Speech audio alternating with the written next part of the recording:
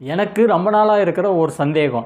நோட்டாவுக்கு ஓட்டு போட்டால் அந்த ஓட்டு யாருக்கு போய் சேரும்? ஒருவேளை நோட்டாவில் இருக்கக்கூடிய அந்த வாக்குகளின் எண்ணிக்கை அதிகமாக இருக்குது, நோட்டா வந்து ஜெயிச்சிச்சு அப்படின்னா அந்த வெற்றி வந்து யாருக்கு போய் சேரும் அப்படின்ற சந்தேகம் பார்த்தீங்கன்னா எனக்கு வந்து இருந்தது. ஸோ அந்த சந்தேகத்தை தான் நான் இன்றைக்கி வந்து உங்கள்கிட்ட வந்து கிளியர் பண்ணிக்க போகிறேன்.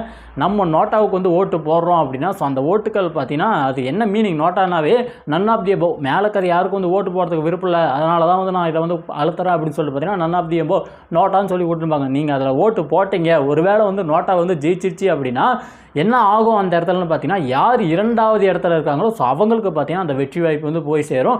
இந்த நோட்டா வந்து ஜெயிச்சிச்சுன்னு சொல்லிட்டு பார்த்தீங்கன்னா அங்கே வந்து எலெக்ஷன்லாம் வந்து வைக்க மாட்டாங்க. யார் வந்து அடுத்த லீடிங்கில் இருக்காங்களோ ஸோ அவங்களுக்கு பார்த்தீங்கன்னா வாய்ப்புகள் வந்து போகிறதுக்கான வாய்ப்புகள் ரொம்ப ரொம்ப அதிகமாக இருக்குது. இது வரைக்கும் பார்த்தீங்கன்னா நம்ம இந்தியாவில் இந்த மாதிரியான கிரிட்டிக்கலான சுச்சுவேஷன் வந்து வரல. ஆனால் இனி வரக்கூடிய நாட்களில் வந்தாலும் ஆச்சரியப்படுவதற்குள்ள. அதனால் என்ன பண்ணுறீங்க அப்படின்னா, நீங்கள் சிறந்த தலைவர் யாருன்னு நினைக்கிறீங்களோ ஸோ அவங்களுக்கு வந்து உங்களுடைய ஓட்டுக்களை மறக்காமல் வந்து பதிவிடுங்க.